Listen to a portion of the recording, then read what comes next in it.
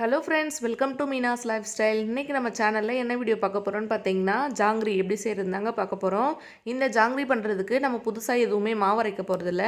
வீட்டில் இருக்க நார்மலான இட்லி மாவு வச்சு ரொம்பவே சூப்பராக ஜூஸியாக எப்படி பண்ணலான்னு சொல்லி பார்க்கலாம் வாங்க. இப்போ நம்ம ஜாங்கிரி பண்ணுறதுக்கு ஃபஸ்ட்டு ஒரு கிண்ணம் எடுத்துக்கலாம். அதில் வந்து 1 கப் அளவு இட்லி மாவு சேர்த்துக்கிறேன். நம்ம நார்மலாக வீட்டில் வந்து இட்லிக்கு அரைப்போம்ல, அந்த இட்லி மாவு தான். மாவு வந்து ரொம்ப புளிச்சு போகாமல் இருக்கணும், அது மட்டும் பார்த்துக்கோங்க. இப்போ 1 கப் அளவு இட்லி மாவு சேர்த்ததுக்கு அப்புறமா 1 டேபிள் ஸ்பூன் அளவுக்கு நான் இதில் கோதுமை மாவு சேர்த்துக்கிறேன். உங்கள் மாவு வந்து எந்த அளவுக்கு தண்ணியாக இருக்கோ அதுக்கு தகுந்த மாதிரி நீங்கள் சேர்த்துக்கோங்க. மாவு வந்து கொஞ்சம் நல்லா நம்மளுக்கு திக்காக வேணும், அதுக்காக தான் நம்ம சேர்க்குறோம். கூடவே வந்து கொஞ்சமாக வந்து பேக்கிங் சோடா சேர்த்துக்கிறேன், அதாவது சோடா உப்பு சேர்த்துக்கலாம். சோடா உப்பு சேர்த்ததுக்கு அப்புறமா இது ஒரு தடவை நல்லா மிக்ஸ் பண்ணி விட்டுறலாம். மாவு வந்து இப்போ வந்து உங்களுக்கு நல்லா திக்காக இருக்குது அப்படின்னா இதோட வந்து ஸ்டாப் பண்ணிக்கலாம். இல்லை வந்து கொஞ்சம் தண்ணி மாதிரி இருக்குது அப்படின்னா இது கூட இன்னும் கொஞ்சம் நீங்கள் கோதுமை மாவு சேர்த்துக்கலாங்க. நம்ம தோசைக்கெலாம் மாவு ரெடி பண்ணி வைப்போம்ல, தண்ணி அதிகமாக ஊற்றி, அந்த மாதிரி தண்ணி அதிகமாக இருக்க மாதிரி இருந்தால் கொஞ்சம் வந்து மாவு அதிகமாக சேர்த்துக்கலாம். நம்ம அவ்வளோதான் சேர்த்துட்டு நல்லா வந்து திக்காக வரணும். இது எல்லாத்தையும் ஒரு தடவை நல்லா மிக்ஸ் பண்ணிக்கலாம். இப்போ நான் 1 டேபிள் ஸ்பூன் சேர்த்தேன், அதுவே எனக்கு சரியாக இருக்குது. உங்களோட இட்லி மாவு பொறுத்து நீங்கள் சேர்த்துக்கலாம். அடுத்ததாக நான் ஆரஞ்சு கலர் ஃபுட் கலர் சேர்த்துக்கிறேன். ஃபுட் கலர் சேர்த்துட்டு ஒரு தடவை மிக்ஸ் பண்ணிக்கலாம். நார்மலாக நம்ம கேசரி பவுடர் இருக்குல்ல, அந்த ஃபுட் கலர் தான் நான் சேர்க்குறேன். நீங்கள் எது வச்சுருந்தாலும் சேர்த்துக்கலாங்க. சேர்த்துட்டு இது ஒரு தடவை நல்லா மிக்ஸ் பண்ணிக்கலாம். கலர் வந்து இப்போ கொஞ்சம் குறைவாக இருக்க மாதிரி தான் தெரியும். நம்ம எண்ணெயில் சேர்த்து பொரிக்கும் போது வந்து கலர் வந்து சரியாக வந்துடும். நல்லா வந்து ஃபுல்லாக மிக்ஸ் பண்ணி விட்டுக்குங்க. கலர் வந்து எல்லா பக்கம் படுற மாதிரி நல்லா இந்த மாதிரி மிக்ஸ் பண்ணி எடுத்துக்கிறேன். இதில் வந்து சால்ட் சேர்த்துருக்குமா அப்படின்னு டவுட் இருக்கும். சால்ட் வந்து சேர்த்த மாவு தாங்க. நம்ம வந்து அதுக்கப்புறம் நம்ம சக்கரை பாகில் போட போகிறோம்ல, அப்போ சால்ட் சேர்த்துருக்கிறதால இன்னும் கொஞ்சம் நல்லா ஸ்வீட் வந்து சூப்பராகவே இருக்கும். அதனால் வந்து மாவில் வந்து உப்பு சேர்த்துருந்தாலும் பரவாயில்ல. இப்போ மாவு வந்து ரெடியாக இருக்குது. அடுத்ததாக நம்ம என்ன பண்ண போகிறோம்னு பார்த்தீங்கன்னா, கீழே இந்த மாதிரி ஏதாவது டம்ளர் ஏதாவது வச்சுட்டு வீட்டில் இருக்க பால் கவர் இல்லை வந்து எண்ணெய் கவர் இந்த மாதிரி ஏதாவது ஒரு கவர் எடுத்துக்கோங்க. நீங்கள் எந்த கவர் வேணால் பயன்படுத்திக்கலாம். கவர் மேலே வந்து இது மாதிரி கொஞ்சம் பெரிய ஹோலில் போட்டுட்டு நம்ம மாவு எடுத்து வச்சுருக்கல அதை வந்து இதில் வந்து நிரப்ப போகிறோம். இப்போ நம்ம எடுத்து வச்சுருக்க மாவை கொஞ்சம் மட்டும் இதுக்குள்ளே சேர்த்துக்கலாங்க. கீழே வந்து டம்ளர் ஏதாவது வச்சுட்டிங்க அப்படின்னா மாவு வந்து உள்ளே ஊற்றுறதுக்கு ரொம்ப ஈஸியாக இருக்கும். பாருங்கள், இந்த மாதிரி கொஞ்சம் கொஞ்சமாக சேர்த்துக்கோங்க. இன்னும் கொஞ்சம் வந்து உங்களுக்கு பெரிய ஹோலாக வேணும்னாலும் போட்டுக்கலாம். நம்ம மறுபடியும் வந்து பின் பண்ணும்போது கொஞ்சம் கஷ்டமாக இருக்கும் அப்படின்றதால நான் கொஞ்சம் சின்னதாகவே எடுத்திருக்கேன்.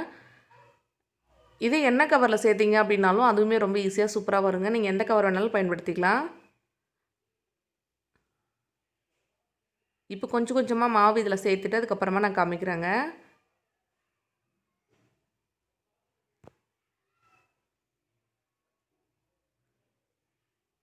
அவ்வளோதான், இந்த அளவு மட்டும் மாவு இதில் சேர்த்துக்கிறேன். கொஞ்சம் மட்டும் சேர்த்துக்கலாங்க. அப்போ தான் வந்து நம்ம வந்து எண்ணெயில் வந்து புழியும்போது ரொம்ப ஈஸியாக இருக்கும்.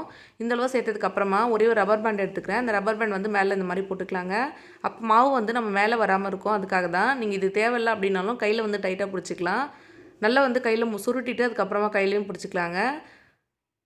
மேலே மாவு வர மாதிரி இருந்தால் கொஞ்சம் டிஸ்டர்பன்ஸாக இருக்கும். அதுக்காக நான் இந்த மாதிரி ரப்பர் பேண்ட் போட்டுக்கிறேன். நீங்கள் தேவைப்பட்டால் இந்த மாதிரி போட்டுக்கலாம்.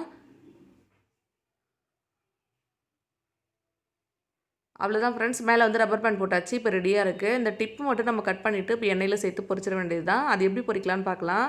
அதுக்கு முன்னாடி நம்ம சக்கரை பாகு ரெடி பண்ணிடலாங்க. இப்போ அரைக்கப்பளவு நான் சக்கரை சேர்த்துருக்கேன். சேர்த்துட்டு இதில் அதே அரைக்கப்பளவு தண்ணி சேர்த்துட்டு நல்லா கொதிக்க வைக்க போகிறோம். நம்ம 1 கப் அளவு மாவு எடுத்திருந்தோம்ல, அதுக்கு வந்து அரைக்கப்பளவு நான் சக்கரை எடுத்துக்கிறேன். எனக்கு வந்து இனிப்பு சரியாக இருக்கும். ஒரே ஒரு ஏலக்காய் வந்து தட்டிட்டு அதையும் இதில் சேர்த்துக்கிறேங்க. சக்கரை வந்து நல்லா மெல்ட் ஆகி லைட்டாக வந்து இதில் வந்து கம்பி பதெல்லாம் எதுவும் தேவையில்லை. கையில் வந்து லைட்டாக பிசு பிசுன்னு ஒட்டுற மாதிரி இருக்கும்ல, அந்தளவு வந்து ரெடி ஆச்சுன்னா போதும். இப்போ சக்கரை எல்லாமே நல்லா மெல்ட் ஆகிடுச்சு. சும்மா ஒரு வாசனைக்காக தான் வந்து இதில் கொஞ்சமாக ஏலக்காய் சேர்த்துக்கிறேன். நீங்கள் ரோஸ் வாட்டர் ஏதாவது இருந்தால் கூட சேர்த்துக்கலாங்க. இப்போ கையில் ஒட்டுற அளவுக்கு இருக்குது. இப்போ வந்து நம்ம சக்கரை பாகு ரெடியாக இருக்குங்க. இது வந்து கெட்டியாகும் அப்படின்னு தோணுச்சுன்னா கொஞ்சமாக லெமன் ஜூஸ் சேர்த்துக்கோங்க. அப்போ வந்து திக்காகாது. அடுத்ததாக எண்ணெய் நல்லா சூடாக இருக்குங்க. இப்போ வந்து நம்ம இதில் சேர்த்து பொரிக்க போகிறோம். இப்போ அந்த கவருடைய டிப்பு மட்டும் கட் பண்ணிவிட்டு இந்த மாதிரி இதில் சேர்த்துக்கலாங்க. எண்ணெய் வந்து ரொம்ப சூடாக இருக்கக்கூடாது. பாருங்கள், ரொம்ப சூடாக இல்லை, இந்த மாதிரி லைட்டான சூடாக இருக்கும்போது இந்த மாதிரி நீங்கள் ரவுண்ட் ஷேப்பில் போட்டிங்க அப்படின்னா ரொம்பவே சூப்பராக வரும். நல்லா கிட்ட வச்சுட்டு போடலாம். எண்ணெய் வந்து நல்லா சூடாக இல்லை அப்படின்னா கிட்டவே சேர்த்துட்டு போடலாம். ரொம்ப ஈஸியாக இருக்கும் நம்மளுக்கு. நீங்கள் ரொம்ப சூடாக வச்சுருந்தீங்க அப்படின்னாலும் சீக்கிரமாக கரைஞ்சி போயிடும், உள்ளே வந்து வேகாது. அதனால் வந்து ரொம்ப கம்மியான சூடில் வச்சுக்கோங்க. இந்த மாதிரி ரவுண்டாக சேர்த்துக்கலாம்.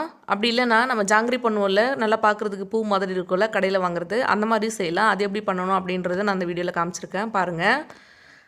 அடுத்ததாக பாருங்கள், கொஞ்ச நேரத்தில் வந்து ஒரு சைடு நல்லா வெந்ததுக்கப்புறமா இதை வந்து திருப்பி விட்டுறலாம். இன்னொரு சைடு வந்து நல்லா வெந்து வரணும். கொஞ்ச நேரத்தில் வந்து நல்லா வெந்துடுங்க. பாருங்கள் கலர் வந்து இப்போ நல்லா பிரைட்டாக வந்துருச்சு. இது எல்லாமே ஒரு சைடு வந்ததுக்கப்புறமா இன்னொரு சைடு திருப்பி விட்டு அந்த சைடும் வந்து வேக வச்சு எடுத்துக்கலாம்.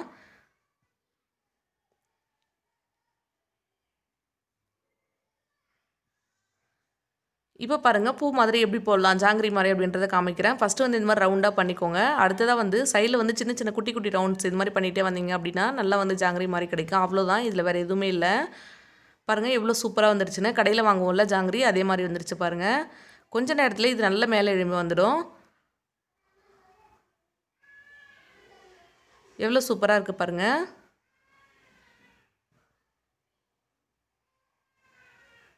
அவ்வளோதான், இது 2 சைடுமே வந்து நல்லா வெந்துடுச்சு. கலர் வந்து நல்லா பிரைட் ஆகிடுச்சு. இப்போ இது வந்து வெளியில் எடுத்து வச்சிடலாம்.